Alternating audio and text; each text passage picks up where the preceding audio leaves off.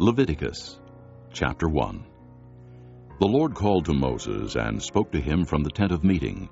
He said, "Speak to the Israelites and say to them, when any of you brings an offering to the Lord, bring as your offering an animal from either the herd or the flock.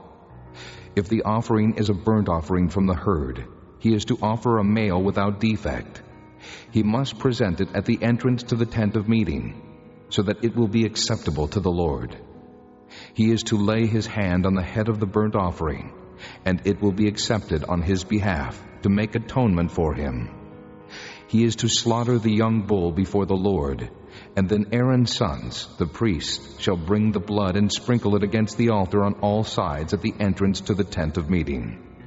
He is to skin the burnt offering and cut it into pieces. The sons of Aaron the priest are to put fire on the altar and arrange wood on the fire. Then Aaron's sons, the priests, shall arrange the pieces, including the head and the fat, on the burning wood that is on the altar. He is to wash the inner parts and the legs with water, and the priest is to burn all of it on the altar. It is a burnt offering, an offering made by fire, an aroma pleasing to the Lord. If the offering is a burnt offering from the flock, from either the sheep or the goats, he is to offer a male without defect. He is to slaughter it at the north side of the altar before the Lord, and Aaron's sons, the priests, shall sprinkle its blood against the altar on all sides. He is to cut it into pieces, and the priest shall arrange them, including the head and the fat, on the burning wood that is on the altar. He is to wash the inner parts and the legs with water, and the priest is to bring all of it and burn it on the altar. It is a burnt offering, an offering made by fire, an aroma pleasing to the Lord. If the offering to the Lord is a burnt offering of birds, he is to offer a dove or a young pigeon. The priest shall bring it to the altar, wring off the head, and burn it on the altar. Its blood shall be drained out on the side of the altar. He is to remove the crop with its contents, and throw it to the east side of the altar where the ashes are. He shall tear it open by the wings, not severing it completely, and then the priest shall burn it on the wood that is on the fire on the altar. It is a burnt offering, an offering made by fire, an aroma pleasing to the Lord. Chapter 2. When someone brings a grain offering to the Lord, his offering is to be of fine flour. He is to pour oil on it, put incense on it, and take it to Aaron's sons, the priests. The priest shall take a handful of the fine flour and oil, together with all the incense, and burn this as a memorial portion on the altar, an offering made by fire, an aroma pleasing to the Lord. The rest of the grain offering belongs to Aaron and his sons. It is a most holy part of the offerings made to the Lord by fire. If you bring a grain offering baked in an oven, it is to consist of fine flour, cakes made without yeast and mixed with oil, or wafers made without yeast and spread with oil. If your grain offering is prepared on a griddle, it is to be made of fine flour mixed with oil and without yeast. Crumble it and pour oil on it. It is a grain offering. If your grain offering is cooked in a pan, it is to be made of fine flour and oil. Bring the grain offering made of these things to the Lord. Present it to the priest, who shall take it to the altar. He shall take out the memorial portion from the grain offering and burn it on the altar, as an offering made by fire, an aroma pleasing to the Lord. The rest of the grain offering belongs to Aaron and his sons. It is a most holy part of the offerings made to the Lord by fire. Every grain offering you bring to the Lord must be made without yeast, for you are not to burn any yeast or honey in an offering made to the Lord by fire. You may bring them to the Lord as an offering of the first fruits, but they are not to be offered on the altar as a pleasing aroma. Season all your grain offerings with salt. Do not leave the salt of the covenant of your God out of your grain offerings. Add salt to all your offerings. If you bring a grain offering of first fruits to the Lord, offer crushed heads of new grain roasted in the fire. Put oil and incense on it.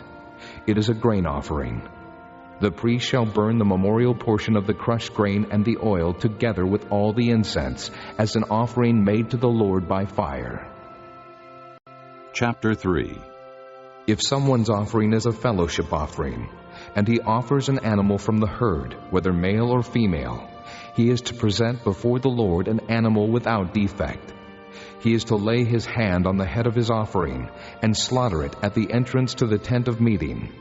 Then Aaron's sons, the priests, shall sprinkle the blood against the altar on all sides. From the fellowship offering he is to bring a sacrifice made to the Lord by fire. All the fat that covers the inner parts or is connected to them, both kidneys with the fat on them near the loins, and the covering of the liver, which he will remove with the kidneys. Then Aaron's sons are to burn it on the altar, on top of the burnt offering that is on the burning wood, as an offering made by fire, an aroma pleasing to the Lord. If he offers an animal from the flock as a fellowship offering to the Lord, he is to offer a male or female without defect. If he offers a lamb, he is to present it before the Lord. He is to lay his hand on the head of his offering and slaughter it in front of the tent of meeting. Then Aaron's son shall sprinkle its blood against the altar on all sides. From the fellowship offering he is to bring a sacrifice made to the Lord by fire. Its fat, the entire fat tail cut off close to the backbone, all the fat that covers the inner parts or is connected to them, both kidneys with the fat on them near the loins, and the covering of the liver, which he will remove with the kidneys. The priest shall burn them on the altar as food, an offering made to the Lord by fire. If his offering is a goat, he is to present it before the Lord. He is to lay his hand on its head and slaughter it in front of the tent of meeting. Then Aaron's son shall sprinkle its blood against the altar on all sides. From what he offers, he is to make this offering to the Lord by fire, all the fat that covers the inner parts or is connected to them, both kidneys with the fat on them near the loins, and the covering of the liver, which he will remove with the kidneys. The priest shall burn them on the altar as food, an offering made by fire, a pleasing aroma. All the fat is the Lord's. This is a lasting ordinance for the generations to come. Wherever you live, you must not eat any fat or any blood. Chapter 4. The Lord said to Moses, Say to the Israelites, when anyone sins unintentionally and does what is forbidden in any of the Lord's commands, if the anointed priest sins, bringing guilt on the people, he must bring to the Lord a young bull without defect as a sin offering for the sin he has committed. He is to present the bull at the entrance to the tent of meeting before the Lord. He is to lay his hand on its head and slaughter it before the Lord. Then the anointed priest shall take some of the bull's blood and carry it into the tent of meeting. He is to dip his finger into the blood and sprinkle some of it 7 times before the Lord in front of the curtain of the sanctuary. The priest shall then put some of the blood on the horns of the altar of fragrant incense that is before the Lord in the tent of meeting. The rest of the bull's blood he shall pour out at the base of the altar of burnt offering at the entrance to the tent of meeting. He shall remove all the fat from the bull of the sin offering, the fat that covers the inner parts or is connected to them, both kidneys with the fat on them near the loins, and the covering of the liver, which he will remove with the kidneys, just as the fat is removed from the ox sacrificed as a fellowship offering. Then the priest shall burn them on the altar of burnt offering. But the hide of the bull and all its flesh, as well as the head and legs, the inner parts and offal, that is all the rest of the bull, he must take outside the camp to a place ceremonially clean, where the ashes are thrown, and burn it in a wood fire on the ash heap. If the whole Israelite community sins unintentionally and does what is forbidden in any of the Lord's commands, even though the community is unaware of the matter, they are guilty. When they become aware of the sin they committed, the assembly must bring a young bull as a sin offering and present it before the tent of meeting.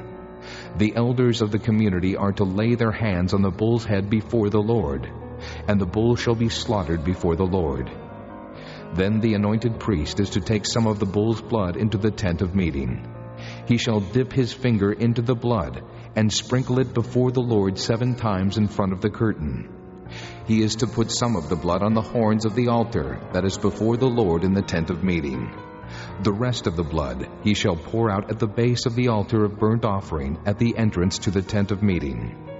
He shall remove all the fat from it, and burn it on the altar, and do with this bull just as he did with the bull for the sin offering. In this way the priest will make atonement for them, and they will be forgiven. Then he shall take the bull outside the camp, and burn it as he burned the first bull. This is the sin offering for the community.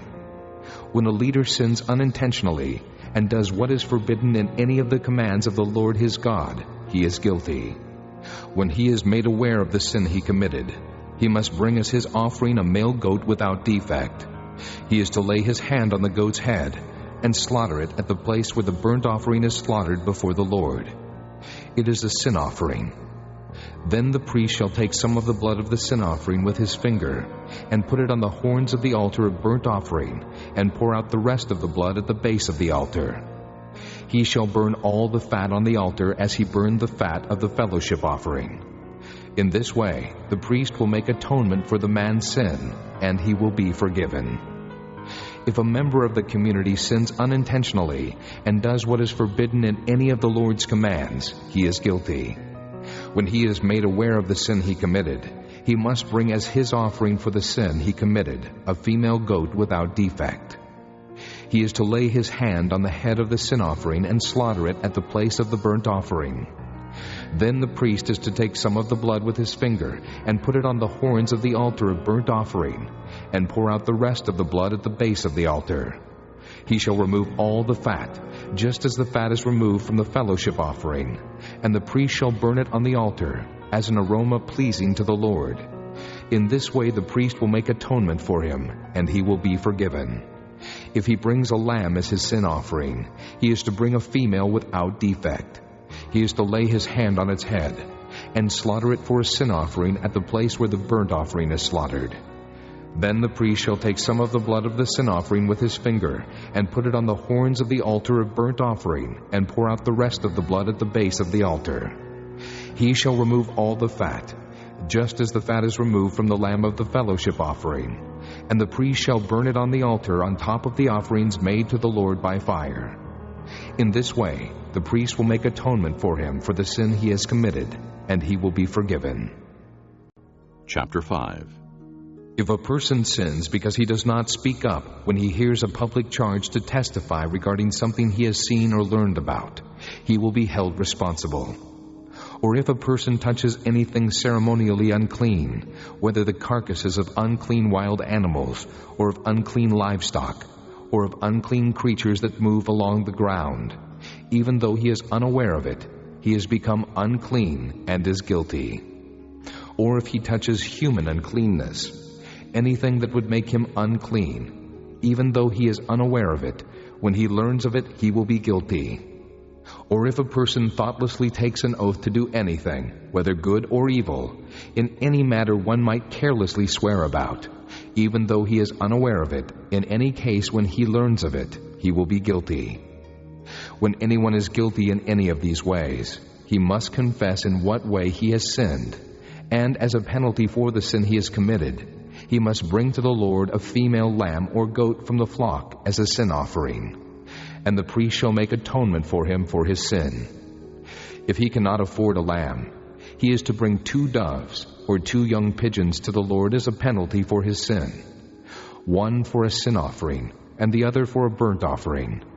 He is to bring them to the priest, who shall first offer the one for the sin offering.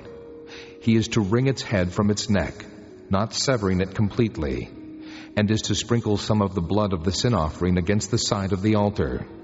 The rest of the blood must be drained out at the base of the altar. It is a sin offering. The priest shall then offer the other as a burnt offering in the prescribed way, and make atonement for him for the sin he has committed, and he will be forgiven. If, however, he cannot afford 2 doves or 2 young pigeons, he is to bring as an offering for his sin 1/10 of an ephah of fine flour for a sin offering. He must not put oil or incense on it, because it is a sin offering. He is to bring it to the priest, who shall take a handful of it as a memorial portion and burn it on the altar on top of the offerings made to the Lord by fire. It is a sin offering. In this way the priest will make atonement for him for any of these sins he has committed, and he will be forgiven. The rest of the offering will belong to the priest, as in the case of the grain offering. The Lord said to Moses, When a person commits a violation and sins unintentionally in regard to any of the Lord's holy things, he is to bring to the Lord as a penalty a ram from the flock, one without defect, and of the proper value in silver, according to the sanctuary shekel. It is a guilt offering. He must make restitution for what he has failed to do in regard to the holy things. Add a fifth of the value to that, and give it all to the priest, who will make atonement for him with the ram as a guilt offering, and he will be forgiven. If a person sins and does what is forbidden in any of the Lord's commands, even though he does not know it, he is guilty and will be held responsible. He is to bring to the priest as a guilt offering a ram from the flock, one without defect and of the proper value. In this way the priest will make atonement for him for the wrong he has committed unintentionally, and he will be forgiven. It is a guilt offering. He has been guilty of wrongdoing against the Lord.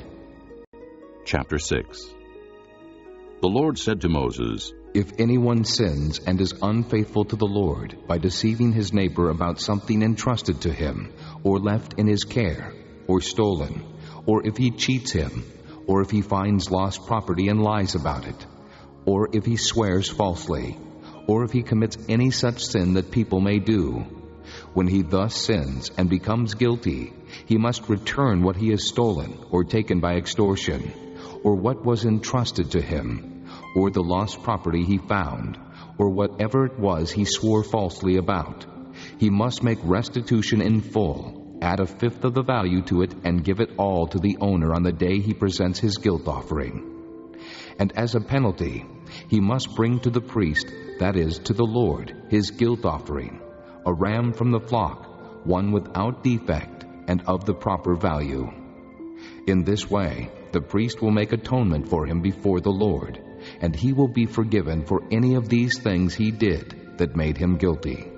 The Lord said to Moses, Give Aaron and his sons this command. These are the regulations for the burnt offering. The burnt offering is to remain on the altar hearth throughout the night till morning, and the fire must be kept burning on the altar. The priest shall then put on his linen clothes, with linen undergarments next to his body, and shall remove the ashes of the burnt offering that the fire has consumed on the altar, and place them beside the altar. Then he is to take off these clothes and put on others, and carry the ashes outside the camp to a place that is ceremonially clean. The fire on the altar must be kept burning. It must not go out. Every morning the priest is to add firewood and arrange the burnt offering on the fire and burn the fat of the fellowship offerings on it. The fire must be kept burning on the altar continuously. It must not go out. These are the regulations for the grain offering. Aaron's sons are to bring it before the Lord in front of the altar. The priest is to take a handful of fine flour and oil, together with all the incense on the grain offering, and burn the memorial portion on the altar as an aroma pleasing to the Lord. Aaron and his sons shall eat the rest of it, but it is to be eaten without yeast in a holy place. They are to eat it in the courtyard of the tent of meeting. It must not be baked with yeast. I have given it as their share of the offerings made to me by fire. Like the sin offering and the guilt offering, it is most holy. Any male descendant of Aaron may eat it. It is his regular share of the offerings made to the Lord by fire for the generations to come. Whatever touches them will become holy. The Lord also said to Moses, This is the offering Aaron and his sons are to bring to the Lord on the day he is anointed. 1/10 of an ephah of fine flour as a regular grain offering, half of it in the morning, and half in the evening. Prepare it with oil on a griddle, bring it well mixed, and present the grain offering broken in pieces as an aroma pleasing to the Lord. The son who is to succeed him as anointed priest shall prepare it. It is the Lord's regular share, and is to be burned completely.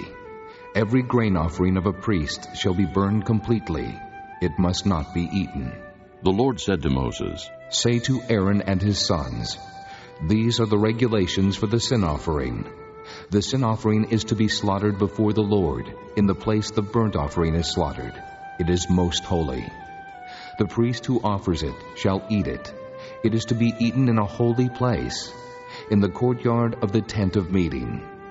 Whatever touches any of the flesh will become holy, and if any of the blood is spattered on a garment, you must wash it in a holy place. The clay pot the meat is cooked in must be broken, but if it is cooked in a bronze pot, the pot is to be scoured and rinsed with water. Any male in a priest's family may eat it. It is most holy. But any sin offering whose blood is brought into the tent of meeting to make atonement in the holy place must not be eaten. It must be burned. Chapter 7. These are the regulations for the guilt offering, which is most holy. The guilt offering is to be slaughtered in the place where the burnt offering is slaughtered, and its blood is to be sprinkled against the altar on all sides. All its fat shall be offered, the fat tail, and the fat that covers the inner parts, both kidneys, with the fat on them near the loins, and the covering of the liver, which is to be removed with the kidneys.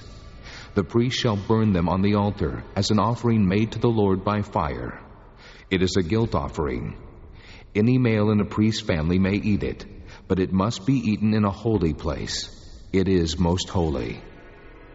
The same law applies to both the sin offering and the guilt offering. They belong to the priest who makes atonement with them. The priest who offers a burnt offering for anyone may keep its hide for himself. Every grain offering baked in an oven or cooked in a pan or on a griddle belongs to the priest who offers it. And every grain offering, whether mixed with oil or dry, belongs equally to all the sons of Aaron. These are the regulations for the fellowship offering a person may present to the Lord. If he offers it as an expression of thankfulness, then along with this thank offering, he is to offer cakes of bread made without yeast and mixed with oil, wafers made without yeast and spread with oil, and cakes of fine flour well kneaded and mixed with oil. Along with his fellowship offering of thanksgiving, he is to present an offering with cakes of bread made with yeast. He is to bring one of each kind as an offering, a contribution to the Lord. It belongs to the priest who sprinkles the blood of the fellowship offerings.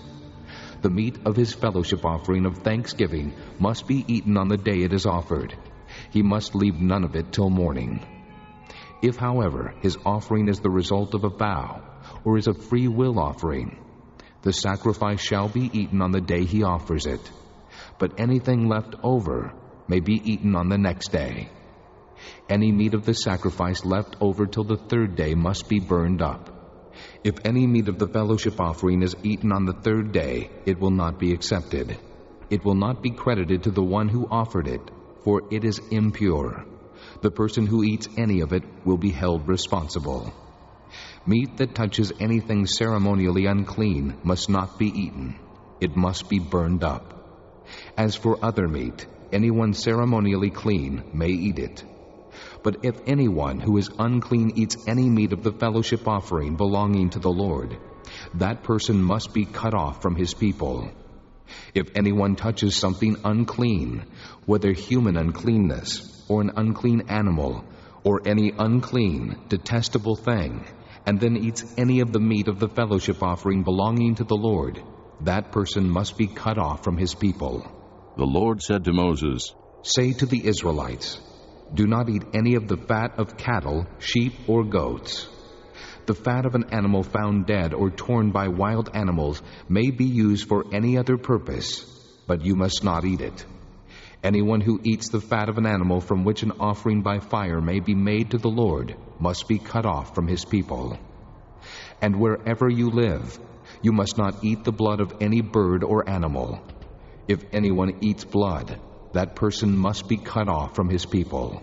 The Lord said to Moses, "Say to the Israelites, anyone who brings a fellowship offering to the Lord is to bring part of it as his sacrifice to the Lord.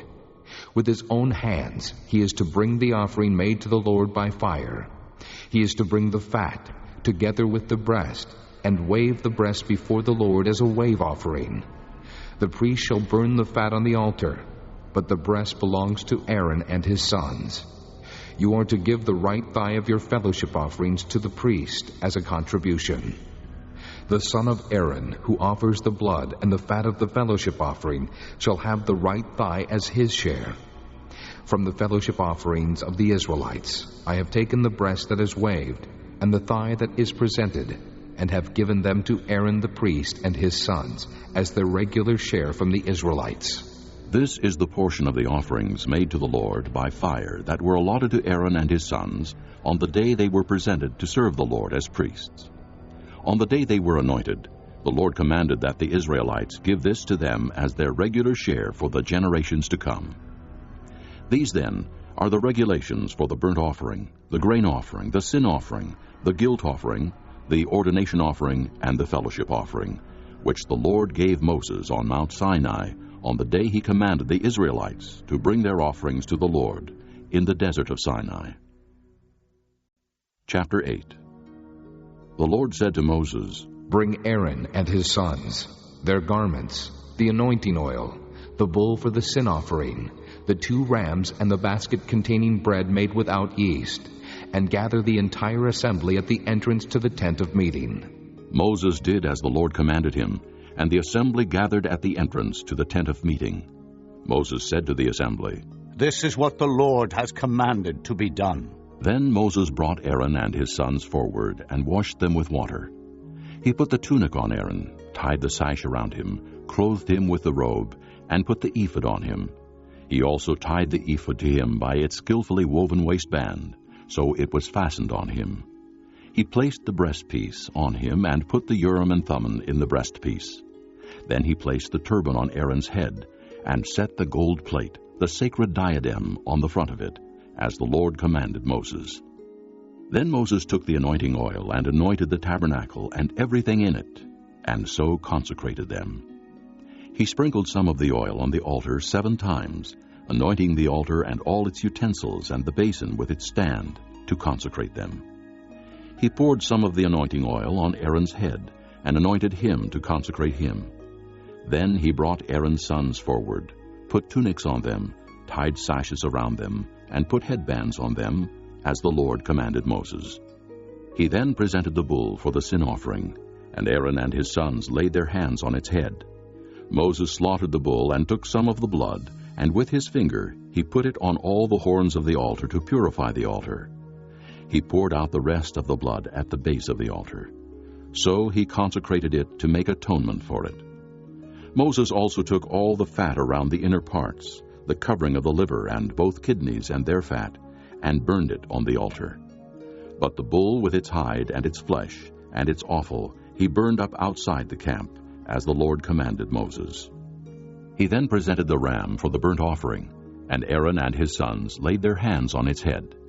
Then Moses slaughtered the ram and sprinkled the blood against the altar on all sides. He cut the ram into pieces and burned the head, the pieces, and the fat. He washed the inner parts and the legs with water, and burned the whole ram on the altar as a burnt offering, a pleasing aroma, an offering made to the Lord by fire, as the Lord commanded Moses.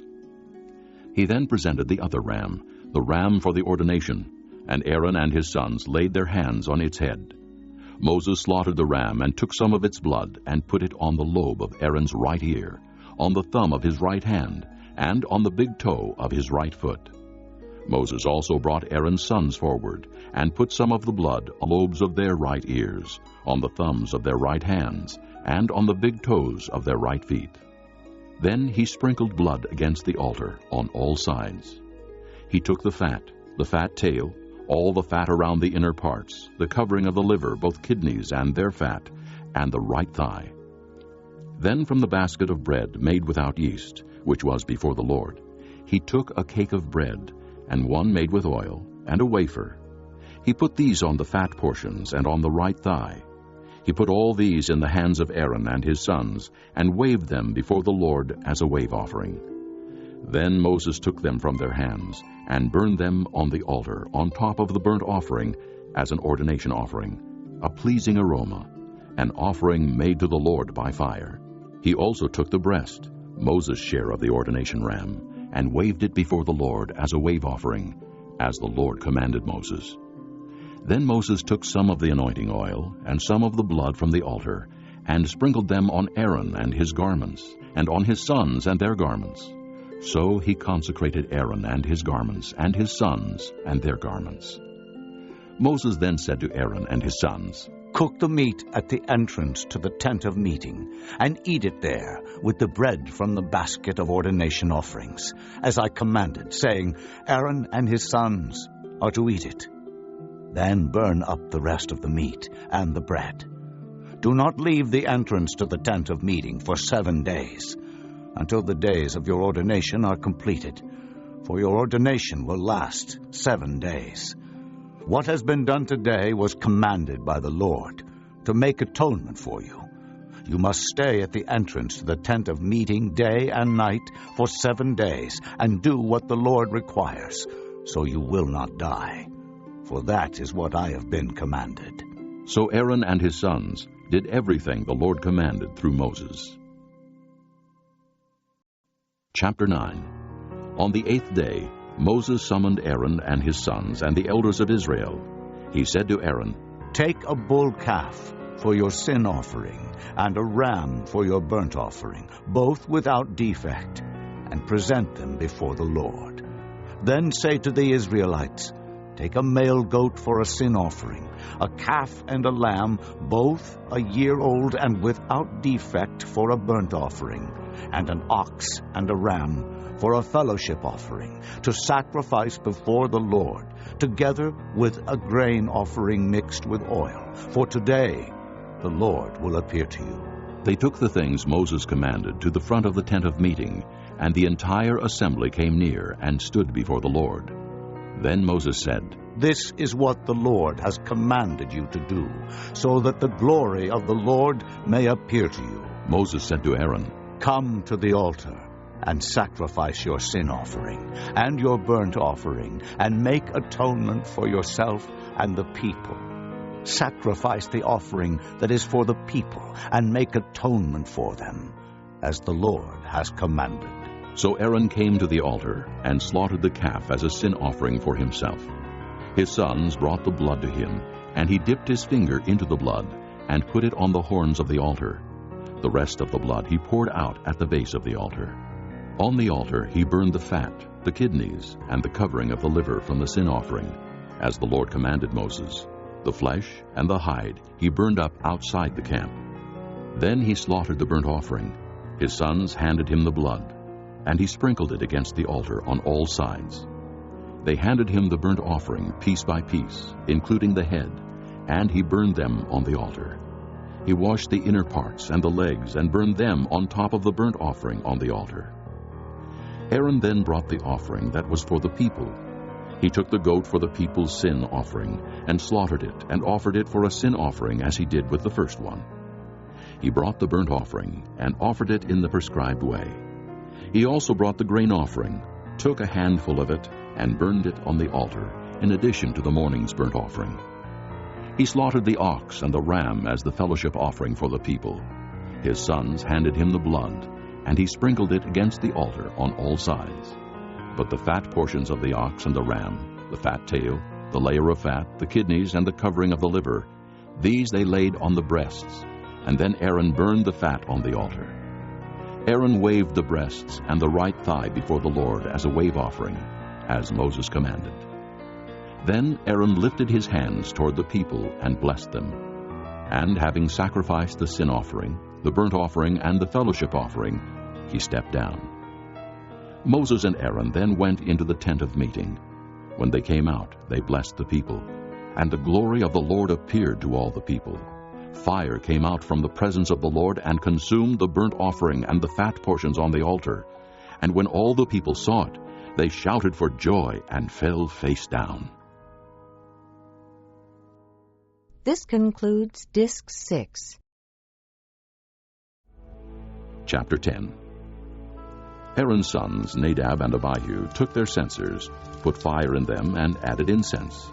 And they offered unauthorized fire before the Lord, contrary to his command. So fire came out from the presence of the Lord and consumed them, and they died before the Lord. Moses then said to Aaron, This is what the Lord spoke of when he said, "Among those who approach me, I will show myself holy. In the sight of all the people, I will be honored." Aaron remained silent. Moses summoned Mishael and Elzaphan, sons of Aaron's uncle Uzziel, and said to them, "Come here. Carry your cousins outside the camp, away from the front of the sanctuary." So they came and carried them, still in their tunics, outside the camp, as Moses ordered. Then Moses said to Aaron and his sons Eleazar and Ithamar, "Do not let your hair become unkempt, and do not tear your clothes, or you will die, and the Lord will be angry with the whole community. But your relatives, all the house of Israel, may mourn for those the Lord has destroyed by fire. Do not leave the entrance to the tent of meeting, or you will die, because the Lord's anointing oil is on you." So they did as Moses said. Then the Lord said to Aaron, You and your sons are not to drink wine or other fermented drink whenever you go into the tent of meeting, or you will die. This is a lasting ordinance for the generations to come. You must distinguish between the holy and the common, between the unclean and the clean, and you must teach the Israelites all the decrees the Lord has given them through Moses. Moses said to Aaron and his remaining sons, Eleazar and Ithamar, "Take the grain offering left over from the offerings made to the Lord by fire, and eat it, prepared without yeast, beside the altar, for it is most holy. Eat it in a holy place, because it is your share and your son's share of the offerings made to the Lord by fire, for so I have been commanded. But you and your sons and your daughters may eat the breast that was waved and the thigh that was presented. Eat them in a ceremonially clean place. They have been given to you and your children as your share of the Israelites' fellowship offerings. The thigh that was presented and the breast that was waved must be brought with the fat portions of the offerings made by fire, to be waved before the Lord as a wave offering. This will be the regular share for you and your children, as the Lord has commanded." When Moses inquired about the goat of the sin offering, and found that it had been burned up, he was angry with Eleazar and Ithamar, Aaron's remaining sons, and asked, "Why didn't you eat the sin offering in the sanctuary area? It is most holy. It was given to you to take away the guilt of the community by making atonement for them before the Lord. Since its blood was not taken into the holy place, you should have eaten the goat in the sanctuary area, as I commanded." Aaron replied to Moses, "Today they sacrificed their sin offering and their burnt offering before the Lord. But such things as this have happened to me. Would the Lord have been pleased if I had eaten the sin offering today?" When Moses heard this, he was satisfied. Chapter 11. The Lord said to Moses and Aaron, Say to the Israelites, of all the animals that live on land, these are the ones you may eat. You may eat any animal that has a split hoof, completely divided, and that chews the cud. There are some that only chew the cud, or only have a split hoof, but you must not eat them. The camel, though it chews the cud, does not have a split hoof. It is ceremonially unclean for you. The coney, though it chews the cud, does not have a split hoof. It is unclean for you. The rabbit, though it chews the cud, does not have a split hoof. It is unclean for you. And the pig, though it has a split hoof completely divided, does not chew the cud.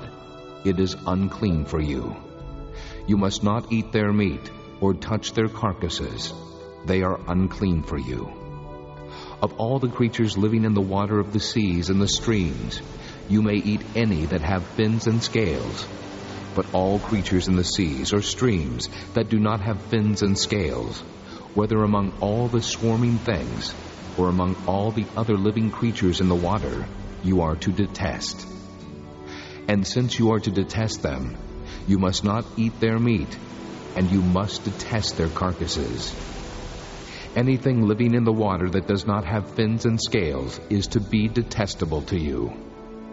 These are the birds you are to detest, and not eat, because they are detestable: the eagle, the vulture, the black vulture, the red kite, any kind of black kite, any kind of raven, the horned owl, the screech owl, the gull, any kind of hawk, the little owl, the cormorant, the great owl, the white owl, the desert owl, the osprey, the stork, any kind of heron, the hoopoe, and the bat.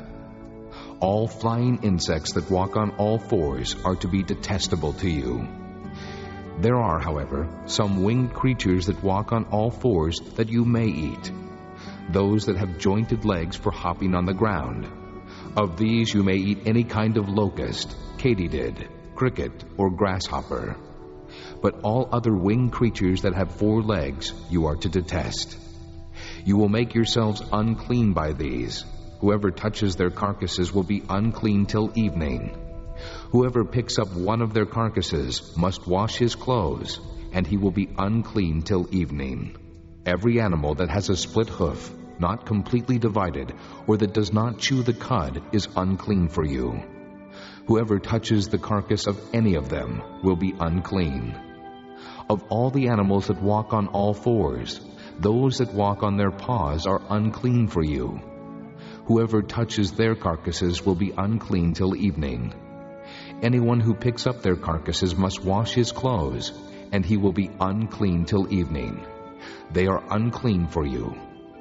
Of the animals that move about on the ground, these are unclean for you: the weasel, the rat, any kind of great lizard, the gecko, the monitor lizard, the wall lizard, the skink, and the chameleon. Of all those that move along the ground, these are unclean for you. Whoever touches them when they are dead will be unclean till evening. When one of them dies and falls on something, that article, whatever its use, will be unclean, whether it is made of wood, cloth, hide, or sackcloth. Put it in water, it will be unclean till evening, and then it will be clean. If one of them falls into a clay pot, everything in it will be unclean, and you must break the pot. Any food that could be eaten, but has water on it from such a pot, is unclean, and any liquid that could be drunk from it is unclean.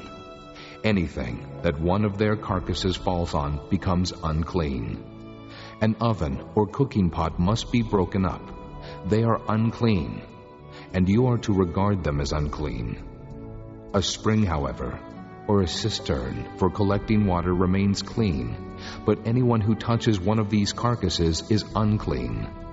If a carcass falls on any seeds that are to be planted, they remain clean. But if water has been put on the seed, and a carcass falls on it, it is unclean for you.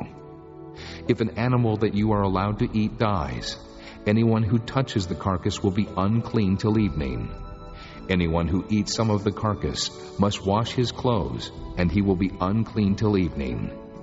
Anyone who picks up the carcass must wash his clothes, and he will be unclean till evening. Every creature that moves about on the ground is detestable. It is not to be eaten. You are not to eat any creature that moves about on the ground, whether it moves on its belly or walks on all fours or on many feet. It is detestable. Do not defile yourselves by any of these creatures. Do not make yourselves unclean by means of them, or be made unclean by them. I am the Lord your God. Consecrate yourselves and be holy, because I am holy. Do not make yourselves unclean by any creature that moves about on the ground. I am the Lord who brought you up out of Egypt to be your God. Therefore be holy, because I am holy. These are the regulations concerning animals, birds, every living thing that moves in the water, and every creature that moves about on the ground. You must distinguish between the unclean and the clean, between living creatures that may be eaten and those that may not be eaten. Chapter 12. The Lord said to Moses, Say to the Israelites, a woman who becomes pregnant and gives birth to a son will be ceremonially unclean for 7 days, just as she is unclean during her monthly period. On the 8th day, the boy is to be circumcised. Then the woman must wait 33 days to be purified from her bleeding. She must not touch anything sacred or go to the sanctuary until the days of her purification are over. If she gives birth to a daughter, for 2 weeks the woman will be unclean as during her period. Then she must wait 66 days to be purified from her bleeding. When the days of her purification for a son or daughter are over, she is to bring to the priest at the entrance to the tent of meeting a year-old lamb for a burnt offering, and a young pigeon or a dove for a sin offering. He shall offer them before the Lord to make atonement for her, and then she will be ceremonially clean from her flow of blood. These are the regulations for the woman who gives birth to a boy or a girl. If she cannot afford a lamb, she is to bring 2 doves or 2 young pigeons, one for a burnt offering and the other for a sin offering. In this way, the priest will make atonement for her, and she will be clean. Chapter 13. The Lord said to Moses and Aaron, When anyone has a swelling or a rash or a bright spot on his skin that may become an infectious skin disease, he must be brought to Aaron the priest or to one of his sons who is a priest. The priest is to examine the sore on his skin, and if the hair in the sore has turned white, and the sore appears to be more than skin deep, it is an infectious skin disease. When the priest examines him, he shall pronounce him ceremonially unclean. If the spot on his skin is white, but does not appear to be more than skin deep, and the hair in it has not turned white, the priest is to put the infected person in isolation for 7 days. On the 7th day, the priest is to examine him, and if he sees that the sore is unchanged and has not spread in the skin, he is to keep him in isolation another 7 days. On the 7th day, the priest is to examine him again, and if the sore has faded and has not spread in the skin, the priest shall pronounce him clean. It is only a rash. The man must wash his clothes, and he will be clean. But if the rash does spread in his skin after he has shown himself to the priest to be pronounced clean, he must appear before the priest again. The priest is to examine him, and if the rash has spread in the skin, he shall pronounce him unclean. It is an infectious disease. When anyone has an infectious skin disease, he must be brought to the priest. The priest is to examine him, and if there is a white swelling in the skin that has turned the hair white, and if there is raw flesh in the swelling, it is a chronic skin disease, and the priest shall pronounce him unclean. He is not to put him in isolation, because he is already unclean. If the disease breaks out all over his skin, and so far as the priest can see, it covers all the skin of the infected person from head to foot, the priest is to examine him, and if the disease has covered his whole body, he shall pronounce that person clean. Since it has all turned white, he is clean. But whenever raw flesh appears on him, he will be unclean. When the priest sees the raw flesh, he shall pronounce him unclean. The raw flesh is unclean. He has an infectious disease. Should the raw flesh change and turn white, he must go to the priest. The priest is to examine him, and if the sores have turned white, the priest shall pronounce the infected person clean. Then he will be clean. When someone has a boil on his skin and it heals, and in the place where the boil was, a white swelling or reddish-white spot appears, he must present himself to the priest. The priest is to examine it, and if it appears to be more than skin deep, and the hair in it has turned white, the priest shall pronounce him unclean. It is an infectious skin disease that has broken out where the boil was. But if, when the priest examines it, there is no white hair in it, and it is not more than skin deep, and has faded, then the priest is to put him in isolation for 7 days. If it is spreading in the skin, the priest shall pronounce him unclean. It is infectious. But if the spot is unchanged and has not spread, It is only a scar from the boil, and the priest shall pronounce him clean. When someone has a burn on his skin, and a reddish white or white spot appears in the raw flesh of the burn, the priest is to examine the spot, and if the hair in it has turned white, and it appears to be more than skin deep, it is an infectious disease that has broken out in the burn. The priest shall pronounce him unclean. It is an infectious skin disease. But if the priest examines it, and there is no white hair in the spot, and if it is not more than skin deep and has faded, then the priest is to put him in isolation for 7 days. On the 7th day the priest is to examine him, and if it is spreading in the skin, the priest shall pronounce him unclean. It is an infectious skin disease. If, however, the spot is unchanged and has not spread in the skin, but has faded, it is a swelling from the burn, and the priest shall pronounce him clean. It is only a scar from the burn. If a man or woman has a sore on the head or on the chin, the priest is to examine the sore. And if it appears to be more than skin deep, and the hair in it is yellow and thin, the priest shall pronounce that person unclean. It is an itch, an infectious disease of the head or chin. But if, when the priest examines this kind of sore, it does not seem to be more than skin deep, and there is no black hair in it, then the priest is to put the infected person in isolation for 7 days. On the 7th day, the priest is to examine the sore, and if the itch has not spread, and there is no yellow hair in it, and it does not appear to be more than skin deep, he must be shaved except for the diseased area, and the priest is to keep him in isolation another 7 days. On the 7th day, the priest is to examine the itch, and if it has not spread in the skin, and appears to be no more than skin deep, the priest shall pronounce him clean. He must wash his clothes, and he will be clean. But if the itch does spread in the skin after he is pronounced clean, the priest is to examine him, and if the itch has spread in the skin, the priest does not need to look for yellow hair. The person is unclean.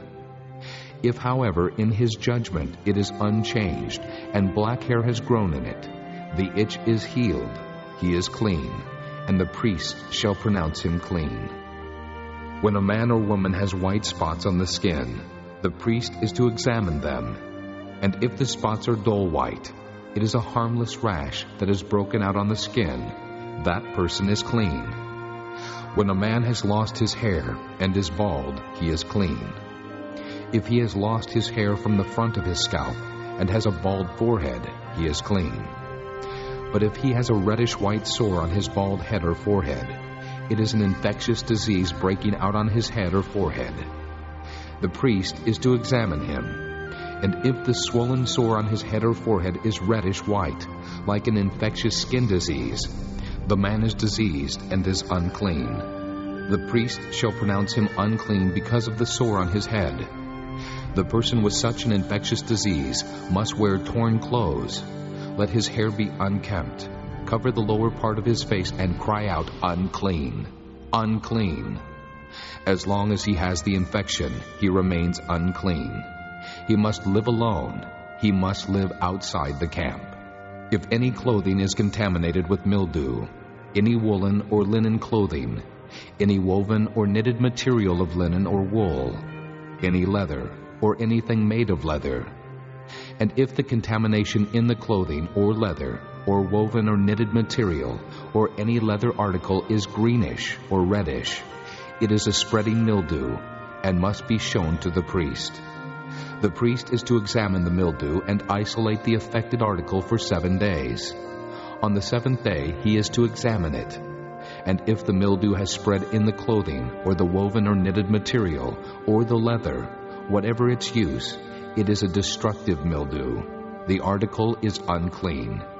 He must burn up the clothing, or the woven or knitted material of wool or linen, or any leather article that has the contamination in it. Because the mildew is destructive, the article must be burned up. But if, when the priest examines it, the mildew has not spread in the clothing, or the woven or knitted material, or the leather article, he shall order that the contaminated article be washed. Then he is to isolate it for another 7 days. after the affected article has been washed, the priest is to examine it. And if the mildew has not changed its appearance, even though it has not spread, it is unclean. Burn it with fire, whether the mildew has affected one side or the other. If, when the priest examines it, the mildew has faded after the article has been washed, he is to tear the contaminated part out of the clothing, or the leather, or the woven or knitted material. But if it reappears in the clothing, or in the woven or knitted material, or in the leather article, it is spreading, and whatever has the mildew must be burned with fire. The clothing, or the woven or knitted material, or any leather article that has been washed and is rid of the mildew, must be washed again, and it will be clean. These are the regulations concerning contamination by mildew in woolen or linen clothing, woven or knitted material, or any leather article, for pronouncing them clean or unclean. Chapter 14. The Lord said to Moses, These are the regulations for the diseased person at the time of his ceremonial cleansing when he is brought to the priest. The priest is to go outside the camp and examine him. If the person has been healed of his infectious skin disease, the priest shall order that 2 live clean birds and some cedar wood, scarlet yarn and hyssop be brought for the one to be cleansed. Then the priest shall order that one of the birds be killed over fresh water in a clay pot. He is then to take the live bird and dip it, together with the cedar wood, the scarlet yarn, and the hyssop, into the blood of the bird that was killed over the fresh water. 7 times he shall sprinkle the one to be cleansed of the infectious disease, and pronounce him clean. Then he is to release the live bird in the open fields.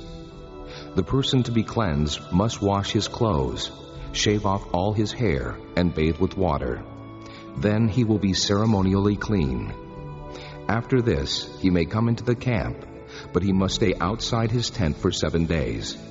On the 7th day, he must shave off all his hair.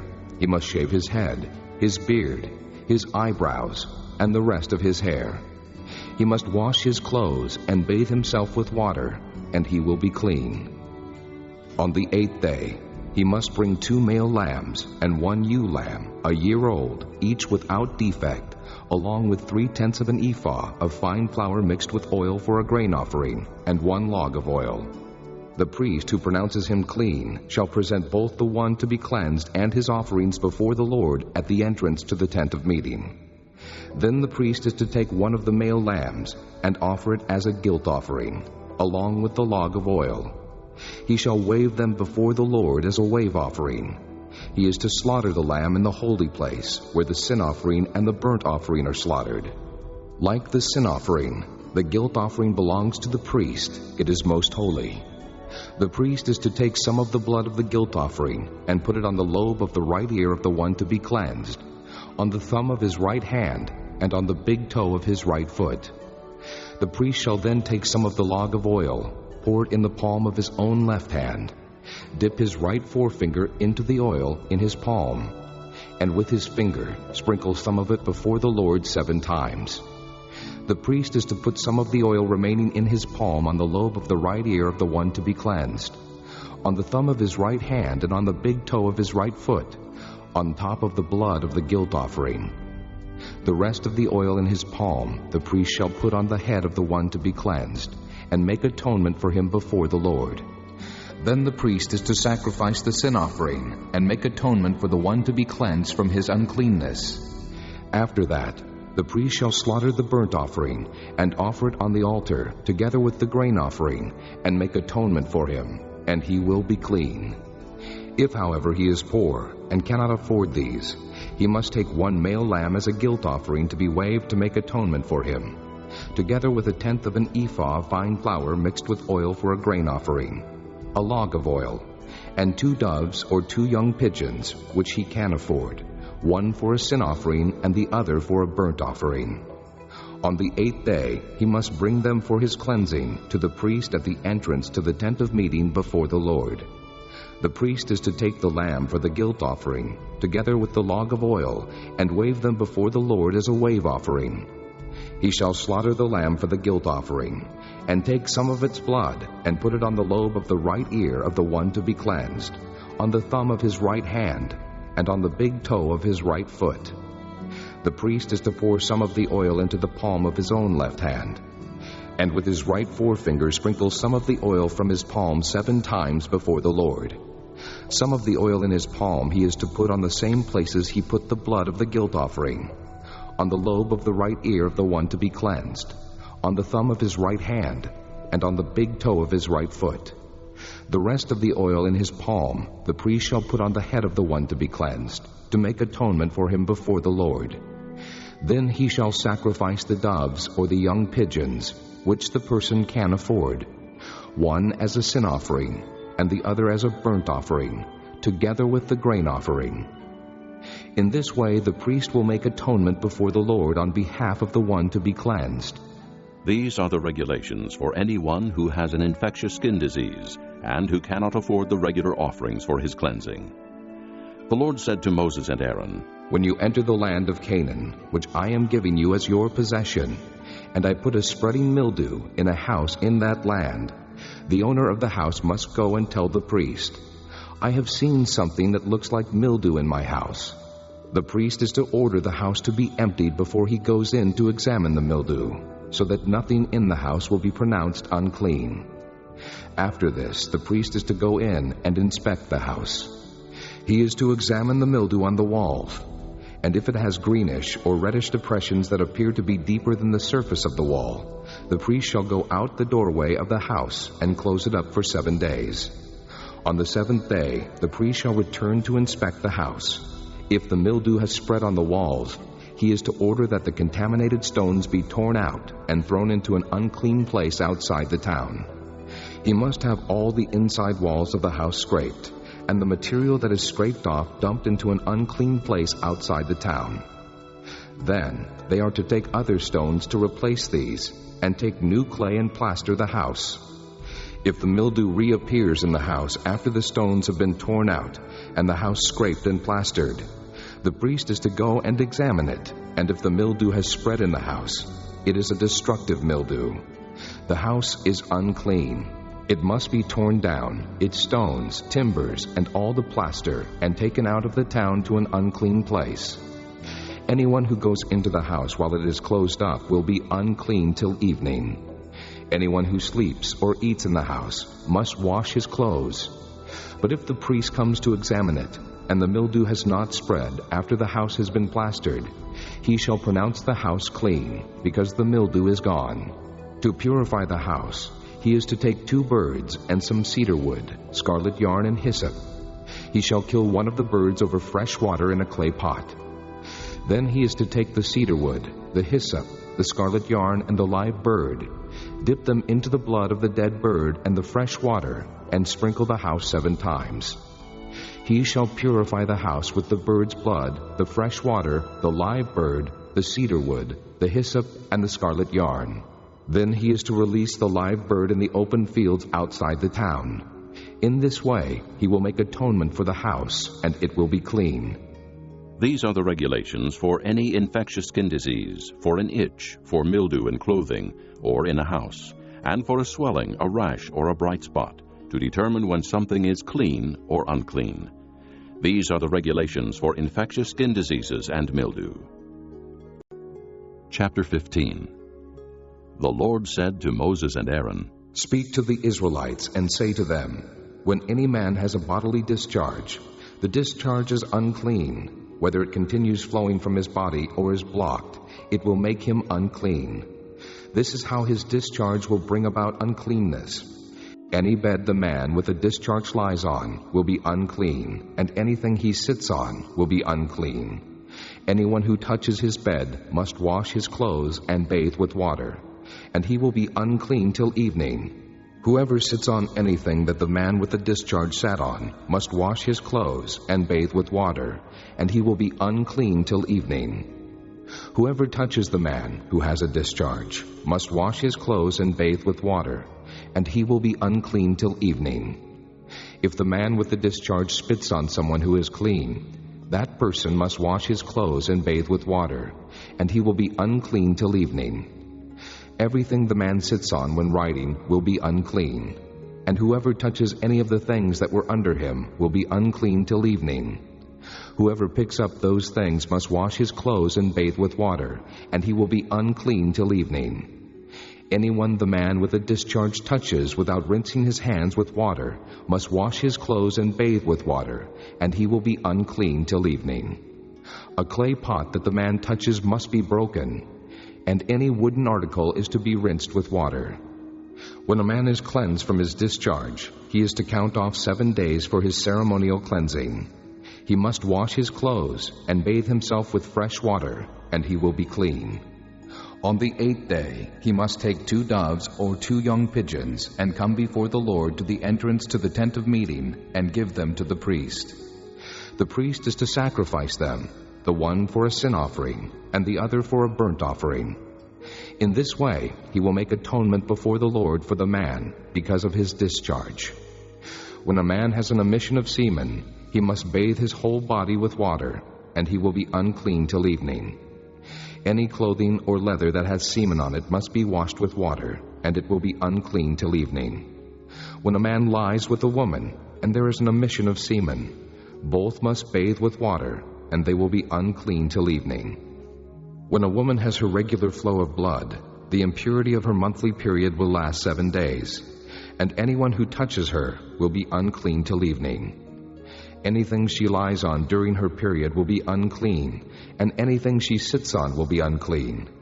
Whoever touches her bed must wash his clothes and bathe with water, and he will be unclean till evening. Whoever touches anything she sits on must wash his clothes and bathe with water, and he will be unclean till evening. Whether it is the bed or anything she was sitting on, when anyone touches it, he will be unclean till evening.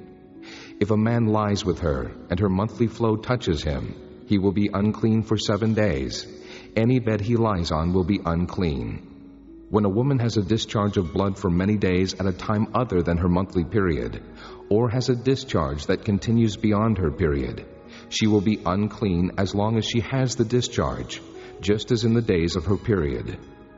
Any bed she lies on while her discharge continues will be unclean, as is her bed during her monthly period, and anything she sits on will be unclean, as during her period.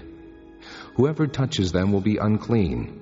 He must wash his clothes and bathe with water, and he will be unclean till evening. When she is cleansed from her discharge, she must count off 7 days, and after that she will be ceremonially clean.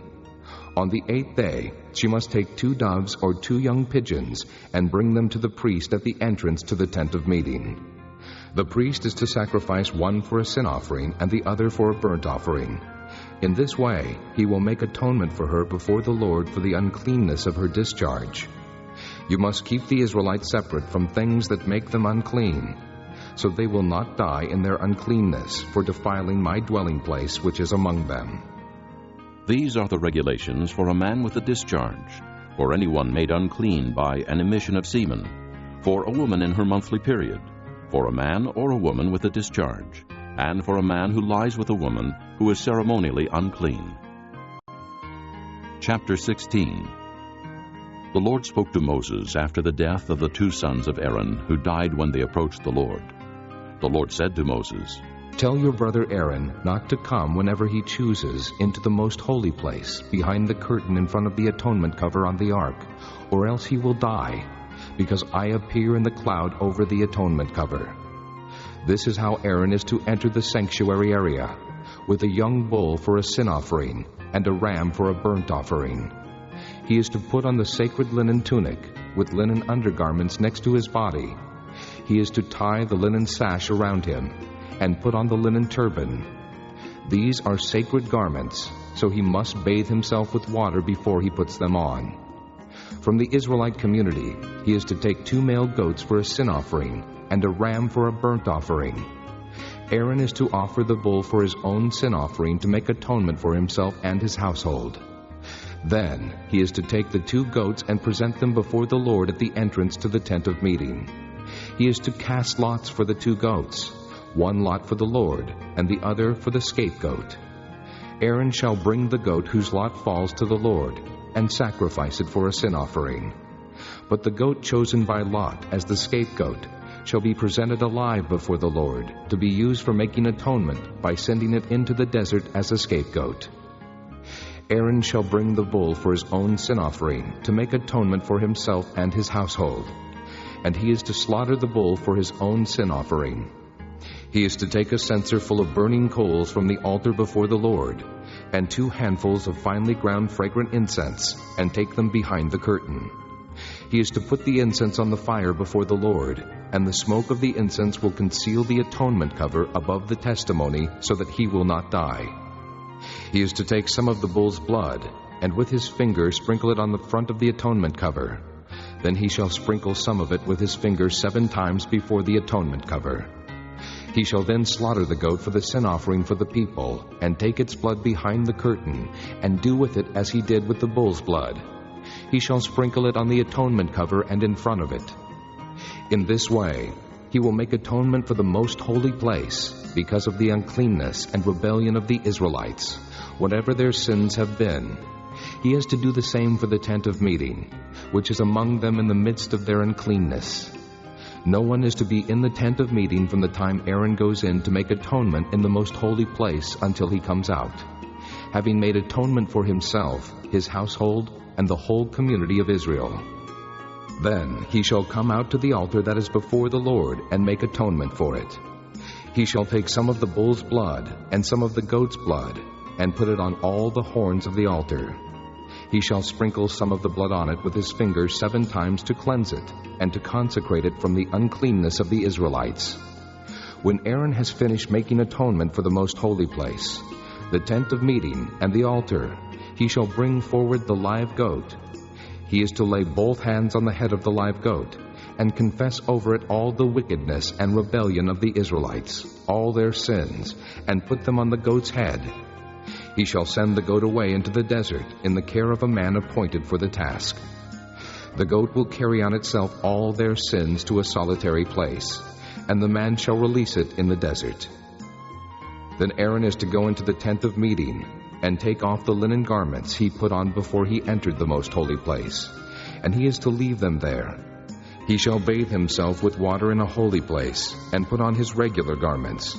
Then he shall come out and sacrifice the burnt offering for himself and the burnt offering for the people, to make atonement for himself and for the people. He shall also burn the fat of the sin offering on the altar. The man who releases the goat as a scapegoat must wash his clothes and bathe himself with water. Afterward, he may come into the camp. The bull and the goat for the sin offerings, whose blood was brought into the most holy place to make atonement, must be taken outside the camp. Their hides, flesh, and offal are to be burned up. The man who burns them must wash his clothes and bathe himself with water. Afterward, he may come into the camp. This is to be a lasting ordinance for you. On the 10th day of the 7th month, you must deny yourselves and not do any work, whether native-born or an alien living among you, because on this day atonement will be made for you, to cleanse you. Then, before the Lord, you will be clean from all your sins. It is a Sabbath of rest, and you must deny yourselves. It is a lasting ordinance. The priest who is anointed and ordained to succeed his father as high priest is to make atonement. He is to put on the sacred linen garments and make atonement for the most holy place, for the tent of meeting and the altar, and for the priests and all the people of the community. This is to be a lasting ordinance for you. Atonement is to be made once a year for all the sins of the Israelites. And it was done, as the Lord commanded Moses. Chapter 17. The Lord said to Moses, Speak to Aaron and his sons, and to all the Israelites, and say to them, This is what the Lord has commanded. Any Israelite who sacrifices an ox, a lamb, or a goat in the camp or outside of it, instead of bringing it to the entrance to the tent of meeting, to present it as an offering to the Lord in front of the tabernacle of the Lord, that man shall be considered guilty of bloodshed. He has shed blood and must be cut off from his people.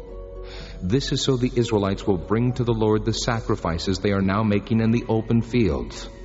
They must bring them to the priest, that is, to the Lord, at the entrance to the tent of meeting, and sacrifice them as fellowship offerings.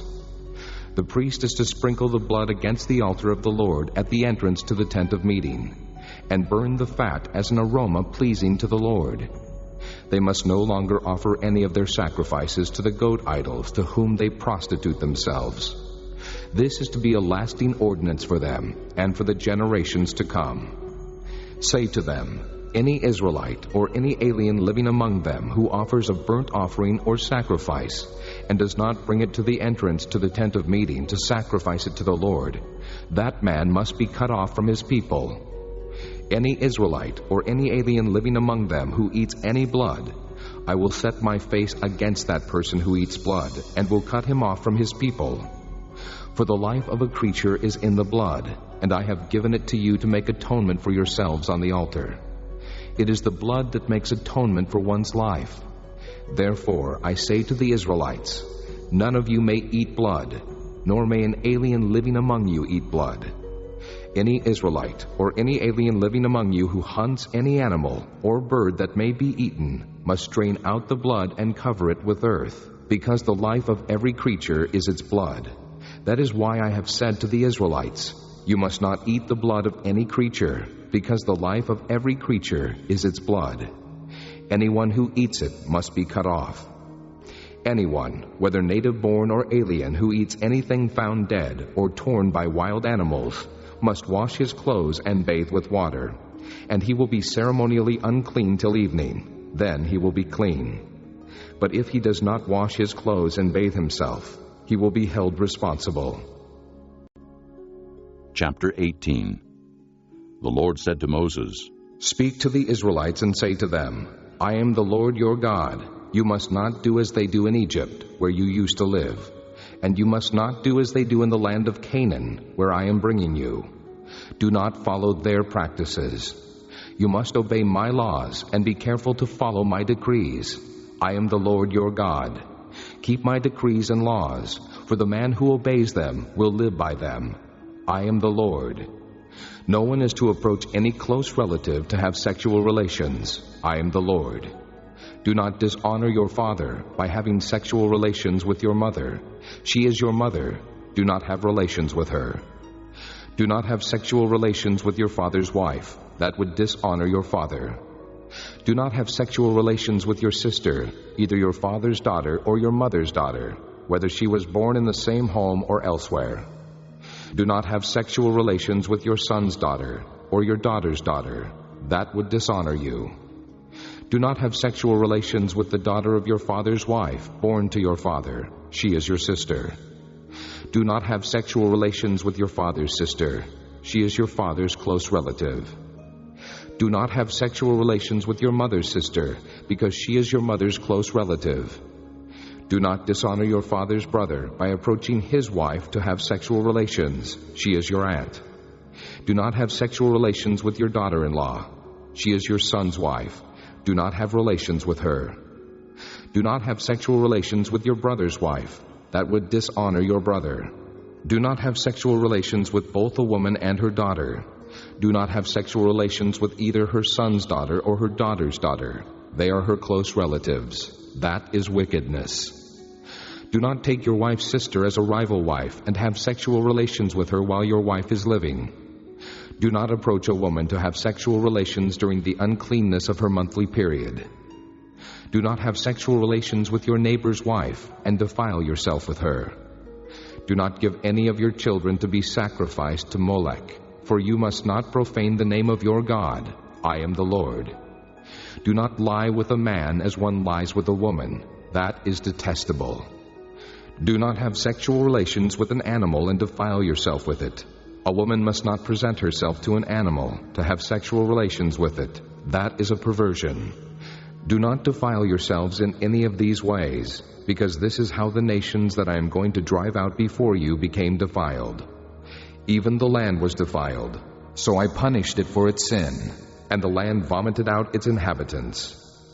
But you must keep my decrees and my laws. The native-born and the aliens living among you must not do any of these detestable things, for all these things were done by the people who lived in the land before you, and the land became defiled. And if you defile the land, it will vomit you out as it vomited out the nations that were before you. Everyone who does any of these detestable things, such persons must be cut off from their people. Keep my requirements, and do not follow any of the detestable customs that were practiced before you came, and do not defile yourselves with them. I am the Lord your God. Chapter 19. The Lord said to Moses, Speak to the entire assembly of Israel, and say to them, Be holy, because I, the Lord your God, am holy. Each of you must respect his mother and father, and you must observe my Sabbaths. I am the Lord your God. Do not turn to idols, or make gods of cast metal for yourselves. I am the Lord your God. When you sacrifice a fellowship offering to the Lord, sacrifice it in such a way that it will be accepted on your behalf. It shall be eaten on the day you sacrifice it, or on the next day. Anything left over until the third day must be burned up. If any of it is eaten on the third day, it is impure and will not be accepted. Whoever eats it will be held responsible because he has desecrated what is holy to the Lord. That person must be cut off from his people. When you reap the harvest of your land, do not reap to the very edges of your field, or gather the gleanings of your harvest. Do not go over your vineyard a second time, or pick up the grapes that have fallen. Leave them for the poor and the alien. I am the Lord your God. Do not steal. Do not lie. Do not deceive one another. Do not swear falsely by my name, and so profane the name of your God. I am the Lord. Do not defraud your neighbor or rob him. Do not hold back the wages of a hired man overnight. Do not curse the deaf, or put a stumbling block in front of the blind, but fear your God.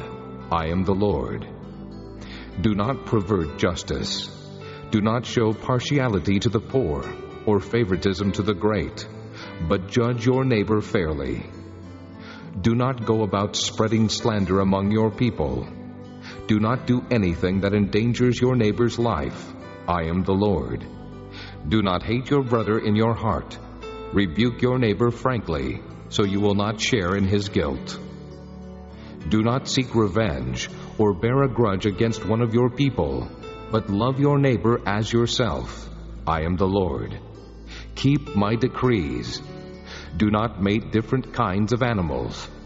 Do not plant your field with two kinds of seed. Do not wear clothing woven of two kinds of material. If a man sleeps with a woman who is a slave girl promised to another man, but who has not been ransomed or given her freedom, there must be due punishment. Yet they are not to be put to death, because she had not been freed. The man, however, must bring a ram to the entrance to the tent of meeting for a guilt offering to the Lord. With the ram of the guilt offering, the priest is to make atonement for him before the Lord for the sin he has committed, and his sin will be forgiven. When you enter the land and plant any kind of fruit tree, regard its fruit as forbidden. For 3 years you are to consider it forbidden. It must not be eaten. In the 4th year all its fruit will be holy, an offering of praise to the Lord. But in the 5th year you may eat its fruit. In this way your harvest will be increased. I am the Lord your God. Do not eat any meat with the blood still in it. Do not practice divination or sorcery. Do not cut the hair at the sides of your head, or clip off the edges of your beard. Do not cut your bodies for the dead, or put tattoo marks on yourselves. I am the Lord. Do not degrade your daughter by making her a prostitute, or the land will turn to prostitution and be filled with wickedness. Observe my Sabbaths and have reverence for my sanctuary. I am the Lord. Do not turn to mediums or seek out spiritists, for you will be defiled by them. I am the Lord your God. Rise in the presence of the aged. Show respect for the elderly and revere your God. I am the Lord. When an alien lives with you in your land, do not mistreat him. The alien living with you must be treated as one of your native born. Love him as yourself, for you were aliens in Egypt. I am the Lord your God. Do not use dishonest standards when measuring length, weight, or quantity. Use honest scales and honest weights, an honest ephah and an honest hin. I am the Lord your God, who brought you out of Egypt. Keep all my decrees and all my laws and follow them. I am the Lord. Chapter 20. The Lord said to Moses, Say to the Israelites, any Israelite or any alien living in Israel who gives any of his children to Molech must be put to death. The people of the community are to stone him. I will set my face against that man, and I will cut him off from his people. For by giving his children to Molech, he has defiled my sanctuary and profaned my holy name.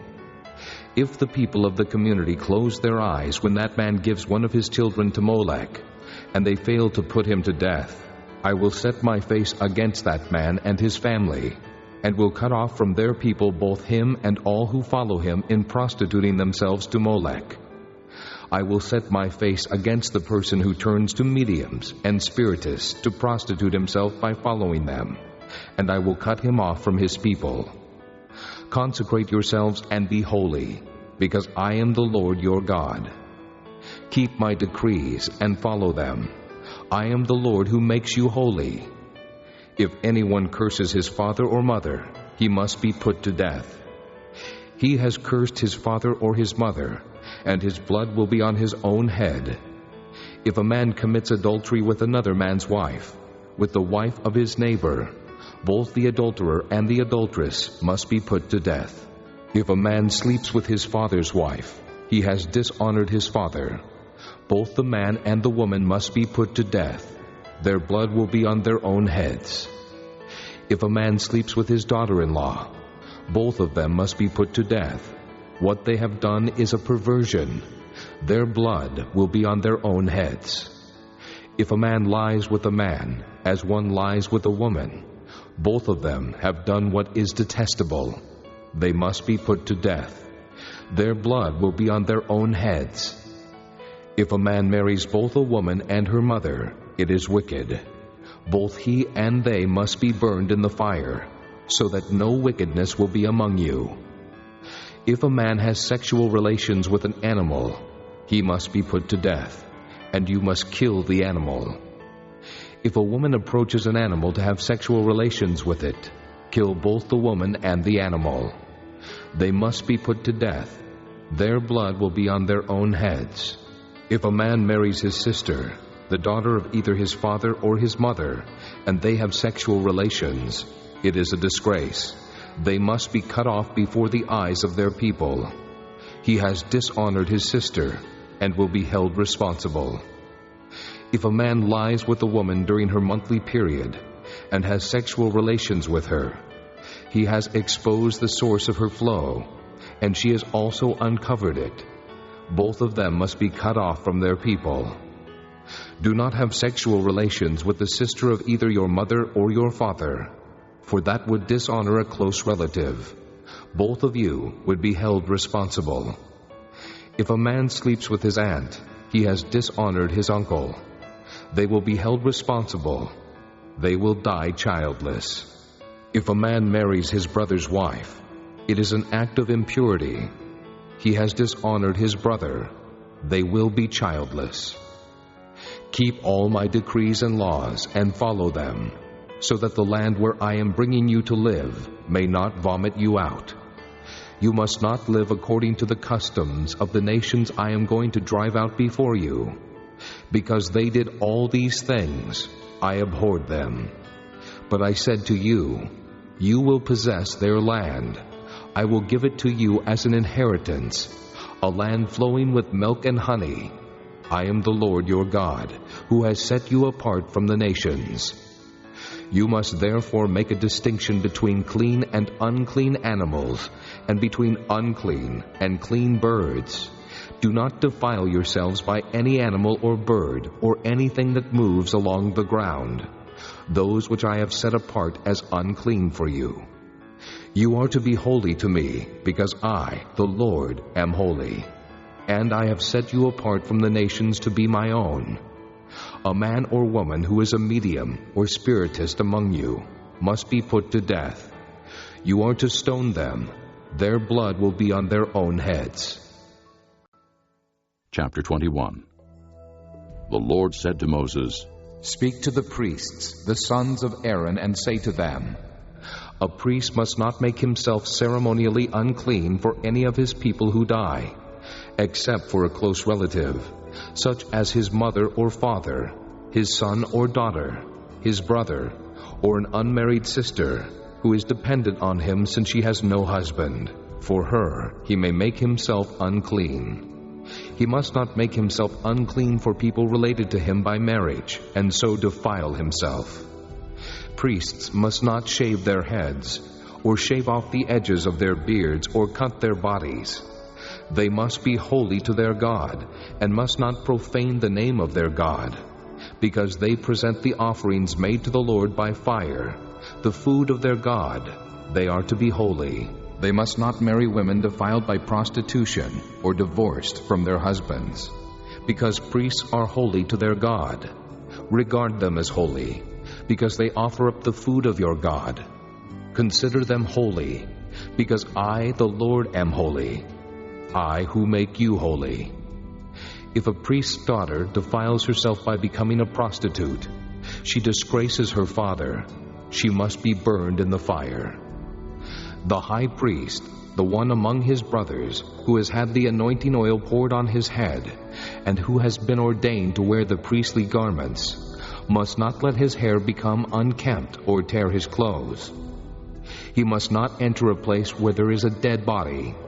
He must not make himself unclean, even for his father or mother, nor leave the sanctuary of his God or desecrate it, because he has been dedicated by the anointing oil of his God.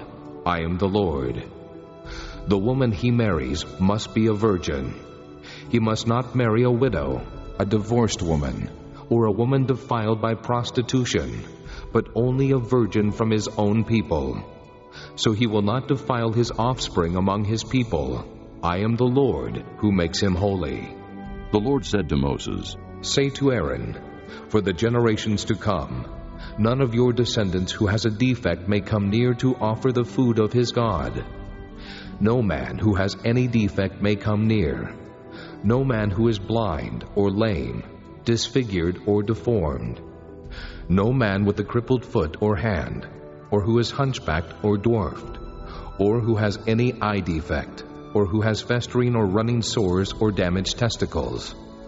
No descendant of Aaron the priest who has any defect is to come near to present the offerings made to the Lord by fire. He has a defect. He must not come near to offer the food of his God.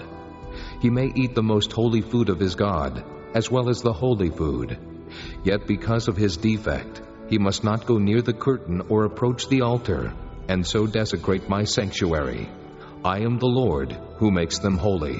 So Moses told this to Aaron and his sons, and to all the Israelites. Chapter 22. The Lord said to Moses, Tell Aaron and his sons to treat with respect the sacred offerings the Israelites consecrate to me, so they will not profane my holy name. I am the Lord. Say to them, for the generations to come, if any of your descendants is ceremonially unclean, and yet comes near the sacred offerings that the Israelites consecrate to the Lord, that person must be cut off from my presence. I am the Lord. If a descendant of Aaron has an infectious skin disease or a bodily discharge, he may not eat the sacred offerings until he is cleansed.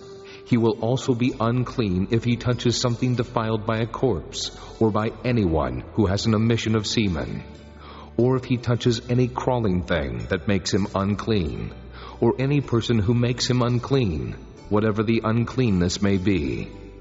The one who touches any such thing will be unclean till evening.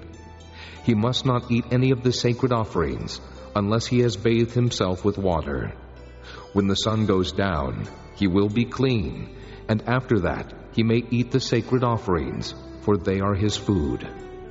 He must not eat anything found dead or torn by wild animals, and so become unclean through it. I am the Lord. The priests are to keep my requirements so that they do not become guilty and die for treating them with contempt. I am the Lord who makes them holy. No one outside a priest's family may eat the sacred offering, nor may the guest of a priest or his hired worker eat it. But if a priest buys a slave with money, or if a slave is born in his household, that slave may eat his food. If a priest's daughter marries anyone other than a priest, she may not eat any of the sacred contributions. But if a priest's daughter becomes a widow or is divorced, yet has no children, and she returns to live in her father's house as in her youth, she may eat of her father's food. No unauthorized person, however, may eat any of it. If anyone eats a sacred offering by mistake, he must make restitution to the priest for the offering and add a fifth of the value to it. The priests must not desecrate the sacred offerings the Israelites present to the Lord by allowing them to eat the sacred offerings, and so bring upon them guilt requiring payment. I am the Lord who makes them holy. The Lord said to Moses, Speak to Aaron and his sons and to all the Israelites, and say to them, If any of you, either an Israelite or an alien living in Israel, presents a gift for a burnt offering to the Lord, either to fulfill a vow or as a free will offering, you must present a male without defect from the cattle, sheep, or goats, in order that it may be accepted on your behalf. Do not bring anything with a defect, because it will not be accepted on your behalf. When anyone brings from the herd or flock a fellowship offering to the Lord to fulfill a special vow, or as a free will offering, it must be without defect or blemish to be acceptable. Do not offer to the Lord the blind, the injured, or the maimed, or anything with warts, or festering or running sores. Do not place any of these on the altar as an offering made to the Lord by fire. You may, however, present as a free will offering an ox or a sheep that is deformed or stunted, but it will not be accepted in fulfillment of a vow. You must not offer to the Lord an animal whose testicles are bruised, crushed, torn, or cut. You must not do this in your own land, and you must not accept such animals from the hand of a foreigner and offer them as the food of your God. They will not be accepted on your behalf, because they are deformed and have defects. The Lord said to Moses, When a calf, a lamb, or a goat is born, it is to remain with its mother for 7 days. From the 8th day on, it will be acceptable as an offering made to the Lord by fire. Do not slaughter a cow or a sheep and its young on the same day. When you sacrifice a thank offering to the Lord, sacrifice it in such a way that it will be accepted on your behalf. It must be eaten that same day. Leave none of it till morning. I am the Lord. Keep my commands and follow them. I am the Lord. Do not profane my holy name. I must be acknowledged as holy by the Israelites. I am the Lord, who makes you holy and who brought you out of Egypt to be your God. I am the Lord. Chapter 23. The Lord said to Moses, Speak to the Israelites and say to them, These are my appointed feasts, the appointed feasts of the Lord, which you are to proclaim as sacred assemblies. There are 6 days when you may work, but the 7th day is a Sabbath of rest, a day of sacred assembly. You are not to do any work. Wherever you live, it is a Sabbath to the Lord. These are the Lord's appointed feasts, the sacred assemblies you are to proclaim at their appointed times. The Lord's Passover begins at twilight on the 14th day of the first month. On the 15th day of that month, the Lord's feast of unleavened bread begins. For 7 days you must eat bread made without yeast. On the first day, hold a sacred assembly, and do no regular work. For 7 days present an offering made to the Lord by fire. And on the 7th day, hold a sacred assembly, and do no regular work. The Lord said to Moses, Speak to the Israelites and say to them, When you enter the land I am going to give you, and you reap its harvest, bring to the priest a sheaf of the first grain you harvest. He is to wave the sheaf before the Lord, so it will be accepted on your behalf. The priest is to wave it on the day after the Sabbath. On the day you wave the sheaf, you must sacrifice as a burnt offering to the Lord a lamb a year old without defect, together with its grain offering of 2/10 of an ephah of fine flour mixed with oil, an offering made to the Lord by fire, a pleasing aroma, and its drink offering of 1/4 of a hin of wine. You must not eat any bread, or roasted or new grain, until the very day you bring this offering to your God. This is to be a lasting ordinance for the generations to come, wherever you live. From the day after the Sabbath, the day you brought the sheaf of the wave offering, count off 7 full weeks. Count off 50 days up to the day after the 7th Sabbath, and then present an offering of new grain to the Lord. From wherever you live, bring 2 loaves made of 2/10 of an ephah of fine flour, baked with yeast, as a wave offering of first fruits to the Lord. Present with this bread 7 male lambs, each a year old and without defect, 1 young bull and 2 rams. They will be a burnt offering to the Lord, together with their grain offerings and drink offerings, an offering made by fire, an aroma pleasing to the Lord. Then sacrifice 1 male goat for a sin offering and 2 lambs, each a year old, for a fellowship offering. The priest is to wave the 2 lambs before the Lord as a wave offering, together with the bread of the first fruits. They are a sacred offering to the Lord for the priest. On that same day, you are to proclaim a sacred assembly and do no regular work. This is to be a lasting ordinance for the generations to come, wherever you live. When you reap the harvest of your land, do not reap to the very edges of your field or gather the gleanings of your harvest. Leave them for the poor and the alien. I am the Lord your God. The Lord said to Moses, Say to the Israelites, on the first day of the 7th month, you are to have a day of rest, a sacred assembly commemorated with trumpet blasts.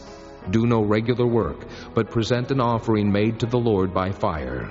The Lord said to Moses, The 10th day of this 7th month is the Day of Atonement. Hold a sacred assembly and deny yourselves, and present an offering made to the Lord by fire. Do no work on that day, because it is the Day of Atonement, when atonement is made for you before the Lord your God. Anyone who does not deny himself on that day must be cut off from his people. I will destroy from among his people anyone who does any work on that day.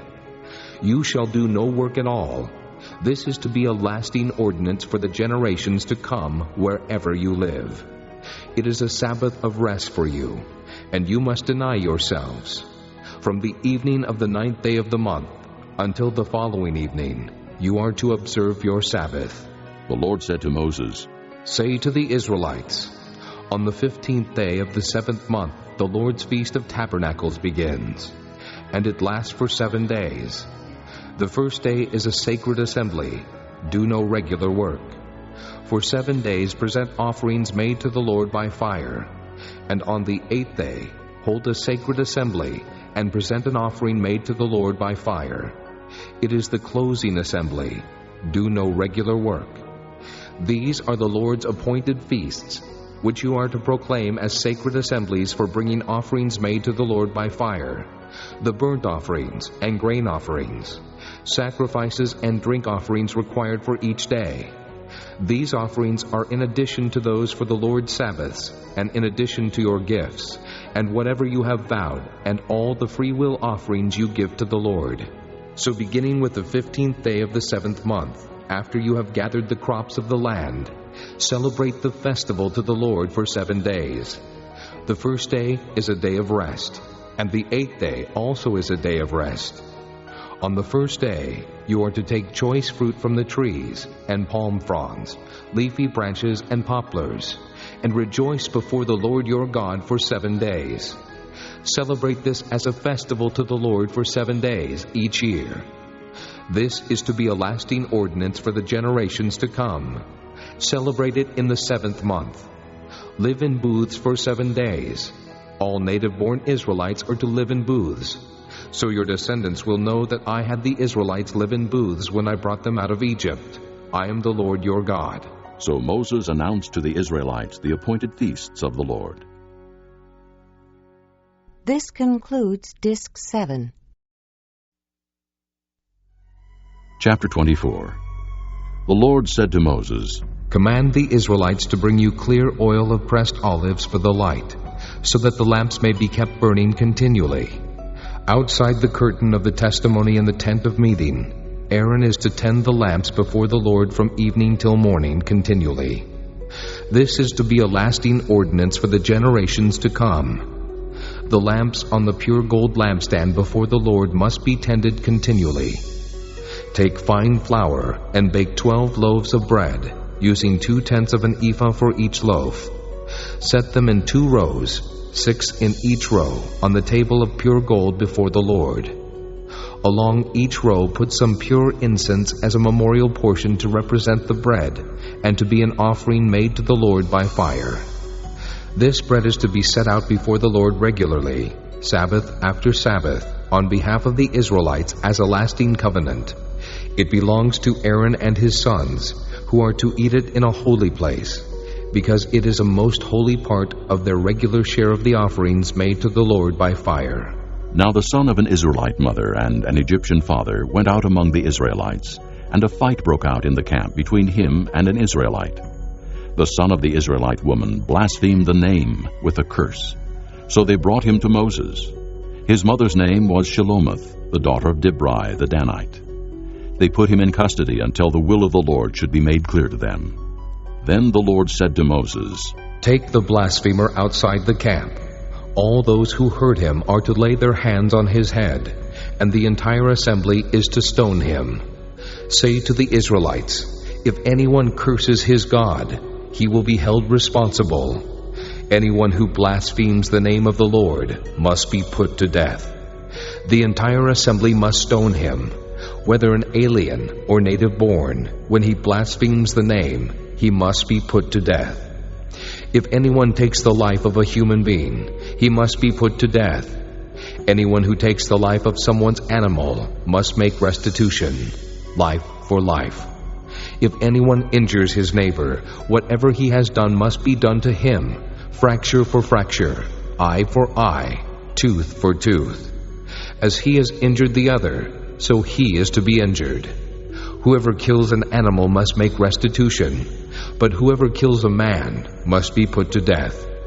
You are to have the same law for the alien and the native born. I am the Lord your God." Then Moses spoke to the Israelites, and they took the blasphemer outside the camp and stoned him. The Israelites did as the Lord commanded Moses. Chapter 25. The Lord said to Moses on Mount Sinai, "Speak to the Israelites and say to them, when you enter the land I am going to give you, the land itself must observe a Sabbath to the Lord. For 6 years sow your fields, and for 6 years prune your vineyards and gather their crops. But in the 7th year, the land is to have a Sabbath of rest, a Sabbath to the Lord. Do not sow your fields or prune your vineyards. Do not reap what grows of itself, or harvest the grapes of your untended vines. The land is to have a year of rest. Whatever the land yields during the Sabbath year will be food for you, for yourself, your manservant and maidservant, and the hired worker and temporary resident who live among you, as well as for your livestock and the wild animals in your land. Whatever the land produces may be eaten. Count off 7 Sabbaths of years, 7 times 7 years, so that the 7 Sabbaths of years amount to a period of 49 years. Then have the trumpet sounded everywhere on the 10th day of the 7th month. On the Day of Atonement sound the trumpet throughout your land. Consecrate the 50th year, and proclaim liberty throughout the land to all its inhabitants. It shall be a jubilee for you. Each one of you is to return to his family property, and each to his own clan. The 50th year shall be a jubilee for you. Do not sow, and do not reap what grows of itself, or harvest the untended vines. For it is a jubilee, and is to be holy for you. Eat only what is taken directly from the fields. In this year of jubilee, everyone is to return to his own property. If you sell land to one of your countrymen, or buy any from him, do not take advantage of each other. You are to buy from your countryman on the basis of the number of years since the Jubilee, and he is to sell to you on the basis of the number of years left for harvesting crops. When the years are many, you are to increase the price, and when the years are few, you are to decrease the price. because what he is really selling you is the number of crops. Do not take advantage of each other, but fear your God. I am the Lord your God. Follow my decrees, and be careful to obey my laws, and you will live safely in the land. Then the land will yield its fruit, and you will eat your fill and live there in safety. You may ask, what will we eat in the 7th year if we do not plant or harvest our crops? I will send you such a blessing in the 6th year that the land will yield enough for 3 years. While you plant during the 8th year, you will eat from the old crop and will continue to eat from it until the harvest of the 9th year comes in. The land must not be sold permanently, because the land is mine, and you are but aliens and my tenants. Throughout the country that you hold as a possession, you must provide for the redemption of the land. If one of your countrymen becomes poor and sells some of his property, his nearest relative is to come and redeem what his countryman has sold. If, however, a man has no one to redeem it for him, but he himself prospers and acquires sufficient means to redeem it, he is to determine the value for the year since he sold it, and refund the balance to the man to whom he sold it. He can then go back to his own property. But if he does not acquire the means to repay him, what he sold will remain in the possession of the buyer until the year of Jubilee. It will be returned in the Jubilee, and he can then go back to his property. If a man sells a house in a walled city, he retains the right of redemption a full year after its sale. During that time he may redeem it. If it is not redeemed before a full year has passed, the house in the walled city shall belong permanently to the buyer and his descendants. It is not to be returned in the Jubilee. But houses in villages without walls around them are to be considered as open country. They can be redeemed, and they are to be returned in the Jubilee. The Levites always have the right to redeem their houses in the Levitical towns which they possess. So the property of the Levites is redeemable, that is, a house sold in any town they hold, and is to be returned in the Jubilee, because the houses in the towns of the Levites are their property among the Israelites. But the pasture land belonging to their towns must not be sold. It is their permanent possession. If one of your countrymen becomes poor and is unable to support himself among you, help him as you would an alien or a temporary resident, so he can continue to live among you. Do not take interest of any kind from him, but fear your God, so that your countryman may continue to live among you. You must not lend him money at interest, or sell him food at a profit. I am the Lord your God, who brought you out of Egypt to give you the land of Canaan, and to be your God. If one of your countrymen becomes poor among you, and sells himself to you, do not make him work as a slave. He is to be treated as a hired worker, or a temporary resident among you. He is to work for you until the year of Jubilee. Then he and his children are to be released, and he will go back to his own clan, and to the property of his forefathers. Because the Israelites are my servants, whom I brought out of Egypt, they must not be sold as slaves. Do not rule over them ruthlessly, but fear your God. Your male and female slaves are to come from the nations around you. From them you may buy slaves. You may also buy some of the temporary residents living among you and members of their clans born in your country, and they will become your property. You can will them to your children as inherited property, and can make them slaves for life. But you must not rule over your fellow Israelites ruthlessly. If an alien or a temporary resident among you becomes rich, and one of your countrymen becomes poor, and sells himself to the alien living among you, or to a member of the alien's clan, he retains the right of redemption after he has sold himself. One of his relatives may redeem him. An uncle or a cousin, or any blood relative in his clan may redeem him.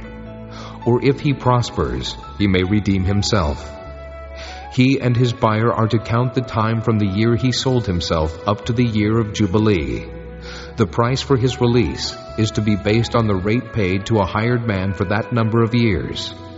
If many years remain, he must pay for his redemption a larger share of the price paid for him. If only a few years remain until the year of Jubilee, he is to compute that and pay for his redemption accordingly. He is to be treated as a man hired from year to year. You must see to it that his owner does not rule over him ruthlessly. Even if he is not redeemed in any of these ways, he and his children are to be released in the year of Jubilee. For the Israelites belong to me as servants. They are my servants, whom I brought out of Egypt. I am the Lord your God. Chapter 26. Do not make idols, or set up an image or a sacred stone for yourselves, and do not place a carved stone in your land to bow down before it. I am the Lord your God. Observe my Sabbaths, and have reverence for my sanctuary. I am the Lord. If you follow my decrees and are careful to obey my commands, I will send you rain in its season, and the ground will yield its crops, and the trees of the field their fruit. Your threshing will continue until grape harvest, and the grape harvest will continue until planting, and you will eat all the food you want, and live in safety in your land. I will grant peace in the land, and you will lie down, and no one will make you afraid. I will remove savage beasts from the land, and the sword will not pass through your country. You will pursue your enemies, and they will fall by the sword before you. 5 of you will chase 100, and 100 of you will chase 10,000, and your enemies will fall by the sword before you. I will look on you with favor, and make you fruitful, and increase your numbers, and I will keep my covenant with you. You will still be eating last year's harvest, when you will have to move it out to make room for the new. I will put my dwelling place among you, and I will not abhor you. I will walk among you and be your God, and you will be my people. I am the Lord your God, who brought you out of Egypt, so that you would no longer be slaves to the Egyptians. I broke the bars of your yoke, and enabled you to walk with heads held high. But if you will not listen to me, and carry out all these commands, and if you reject my decrees and abhor my laws, and fail to carry out all my commands, and so violate my covenant, then I will do this to you. I will bring upon you sudden terror, wasting diseases and fever that will destroy your sight and drain away your life. You will plant seed in vain, because your enemies will eat it. I will set my face against you, so that you will be defeated by your enemies. Those who hate you will rule over you, and you will flee even when no one is pursuing you. If after all this you will not listen to me, I will punish you for your sins 7 times over.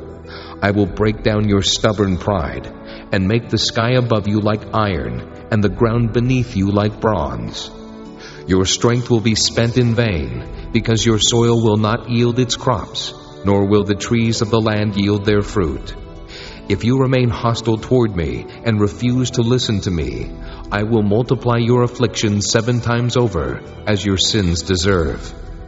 I will send wild animals against you, and they will rob you of your children, destroy your cattle, and make you so few in number that your roads will be deserted.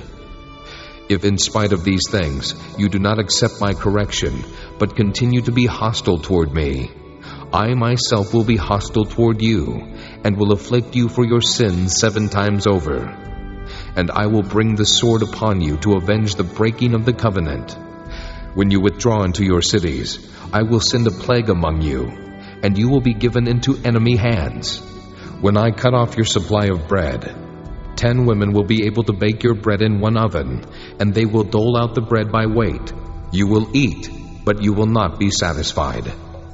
If in spite of this you still do not listen to me, but continue to be hostile toward me, then in my anger I will be hostile toward you, and I myself will punish you for your sins 7 times over. You will eat the flesh of your sons and the flesh of your daughters. I will destroy your high places, cut down your incense altars, and pile your dead bodies on the lifeless forms of your idols, and I will abhor you. I will turn your cities into ruins, and lay waste your sanctuaries, and I will take no delight in the pleasing aroma of your offerings. I will lay waste the land, so that your enemies who live there will be appalled. I will scatter you among the nations, and will draw out my sword and pursue you. Your land will be laid waste, and your cities will lie in ruins. Then the land will enjoy its Sabbath years all the time that it lies desolate, and you are in the country of your enemies. Then the land will rest and enjoy its Sabbaths. All the time that it lies desolate, the land will have the rest it did not have during the Sabbaths you lived in it. As for those of you who are left, I will make their hearts so fearful in the lands of their enemies that the sound of a wind-blown leaf will put them to flight. They will run as though fleeing from the sword, and they will fall, even though no one is pursuing them. They will stumble over one another as though fleeing from the sword, even though no one is pursuing them. So you will not be able to stand before your enemies. You will perish among the nations. The land of your enemies will devour you. Those of you who are left will waste away in the lands of their enemies because of their sins. Also, because of their fathers' sins, they will waste away. But if they will confess their sins and the sins of their fathers, their treachery against me and their hostility toward me, which made me hostile toward them so that I sent them into the land of their enemies, then, when their uncircumcised hearts are humbled and they pay for their sin, I will remember my covenant with Jacob, and my covenant with Isaac, and my covenant with Abraham, and I will remember the land. For the land will be deserted by them, and will enjoy its Sabbaths while it lies desolate without them. They will pay for their sins, because they rejected my laws and abhorred my decrees. Yet in spite of this, when they are in the land of their enemies, I will not reject them or abhor them so as to destroy them completely, breaking my covenant with them. I am the Lord their God. But for their sake, I will remember the covenant with their ancestors, whom I brought out of Egypt in the sight of the nations to be their God. I am the Lord. These are the decrees, the laws, and the regulations that the Lord established on Mount Sinai between himself and the Israelites through Moses. Chapter 27. The Lord said to Moses, Speak to the Israelites and say to them, If anyone makes a special vow to dedicate persons to the Lord by giving equivalent values, set the value of a male between the ages of 20 and 60 at 50 shekels of silver, according to the sanctuary shekel. And if it is a female, set her value at 30 shekels. If it is a person between the ages of 5 and 20, set the value of a male at 20 shekels, and of a female at 10 shekels. If it is a person between 1 month and 5 years, set the value of a male at 5 shekels of silver, and that of a female at 3 shekels of silver. If it is a person 60 years old or more, set the value of a male at 15 shekels, and of a female at 10 shekels. If anyone making the vow is too poor to pay the specified amount, he is to present the person to the priest, who will set the value for him according to what the man making the vow can afford. If what he vowed is an animal that is acceptable as an offering to the Lord, such an animal given to the Lord becomes holy. He must not exchange it or substitute a good one for a bad one, or a bad one for a good one. If he should substitute one animal for another, both it and the substitute become holy. If what he vowed is a ceremonially unclean animal, one that is not acceptable as an offering to the Lord, the animal must be presented to the priest, who will judge its quality as good or bad. Whatever value the priest then sets, that is what it will be. If the owner wishes to redeem the animal, he must add a fifth to its value. If a man dedicates his house as something holy to the Lord, the priest will judge its quality as good or bad. Whatever value the priest then sets, so it will remain. If the man who dedicates his house redeems it, he must add a fifth to its value, and the house will again become his. If a man dedicates to the Lord part of his family land, its value is to be set according to the amount of seed required for it, 50 shekels of silver to a homer of barley seed. If he dedicates his field during the year of Jubilee, the value that has been set remains. But if he dedicates his field after the Jubilee, the priest will determine the value according to the number of years that remain until the next year of Jubilee, and its set value will be reduced. If the man who dedicates the field wishes to redeem it, he must add a fifth to its value, and the field will again become his. If, however, he does not redeem the field, or if he has sold it to someone else, it can never be redeemed. When the field is released in the Jubilee, it will become holy, like a field devoted to the Lord. It will become the property of the priests. If a man dedicates to the Lord a field he has bought, which is not part of his family land, the priest will determine its value up to the year of Jubilee, and the man must pay its value on that day as something holy to the Lord. In the year of Jubilee, the field will revert to the person from whom he bought it, the one whose land it was. Every value is to be set according to the sanctuary shekel, 20 gerahs to the shekel. No one, however, may dedicate the firstborn of an animal, since the firstborn already belongs to the Lord. Whether an ox or a sheep, it is the Lord's. If it is one of the unclean animals, he may buy it back at its set value, adding a fifth of the value to it.